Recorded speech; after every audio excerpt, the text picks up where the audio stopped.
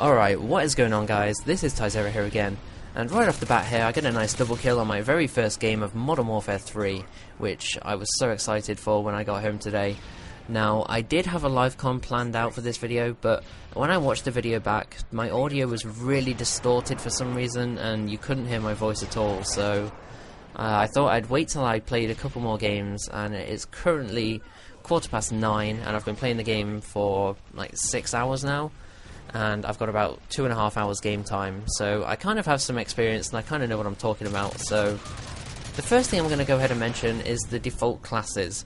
Now, the very first one you start off with is a G36 with a red dot and a grenade launcher. But the grenade launcher is a useless attachment, it really is. A couple of times when I was using it, I fired it directly at people's feet and they didn't die, and they weren't using the blast shield perk, so that was really good to know. Now, the first thing I want to go over here, if I open up my list of positives here, is that the game runs very smoothly.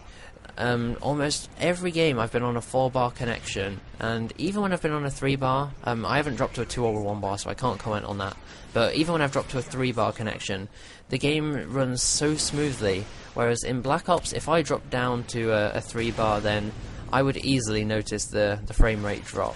But this game, no, just doesn't happen. It just runs incredibly smoothly.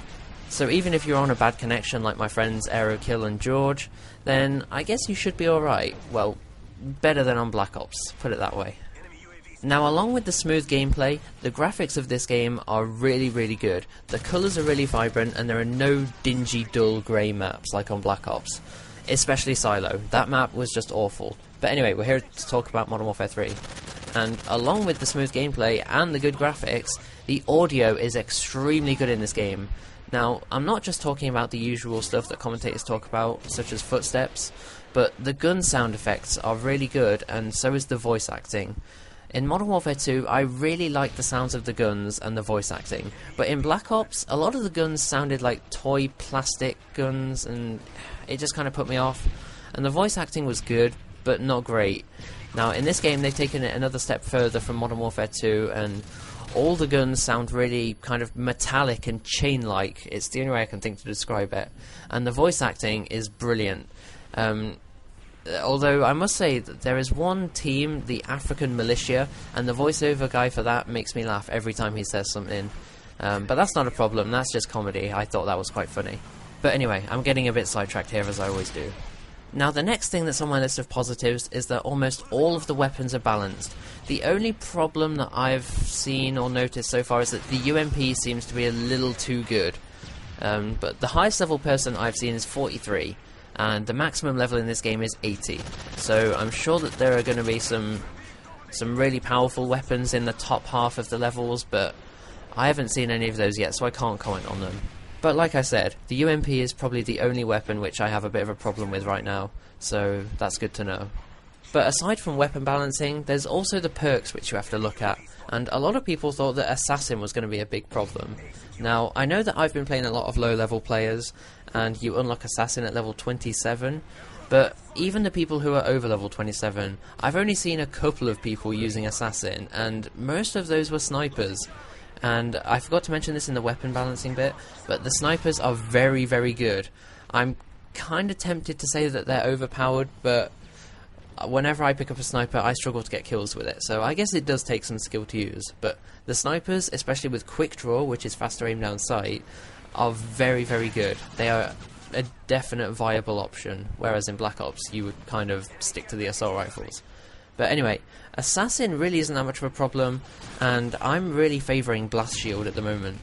I think I said this earlier, that Blast Shield protects you from explosives and stuff like that, and the Pro version protects you from flashes and stuns. So I'm really liking that, because I really like Tactical Mask in Black Ops, but they've kind of fused it together with Flak Jacket and created Blast Shield, which I'm really happy about. So now that I've covered the positives of what I found in Modern Warfare 3, I'm going to go over the only two negatives. Now, the first thing, I'm just going to keep it short and sweet.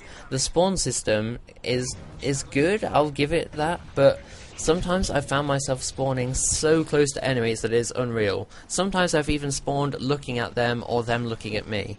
So that is going to have to be fixed in the future. Along with the spawn system though, they are also going to have to do something with the advanced UAV and assassin in future updates. Now I kind of accept that the Blackbird in Black Ops was kind of overpowered, like the fact that you had a constant stream of where the enemies were and you could see the direction they were moving in. And in Modern Warfare 3 they've already removed that constant stream by making it sweep every 3 seconds. But the fact that it also doesn't pick up assassins, I don't really agree with that, to be honest. Because in Black Ops the only counter to Ghost was using the Blackbird, and I kind of think that the only counter to Assassin is the advanced UAV. But since it doesn't pick up assassins, then I think that'll be a big problem in the future. So maybe they'll have to tinker around with the perks and the kill streaks, which I don't think they've done before in Call of Duty. But anyway guys, that's what I've found out after playing the game for the first day, and I'll be sure to share any information that I find out with you in the future, so be sure to subscribe if you want to see more, and I will see you next time. Peace out.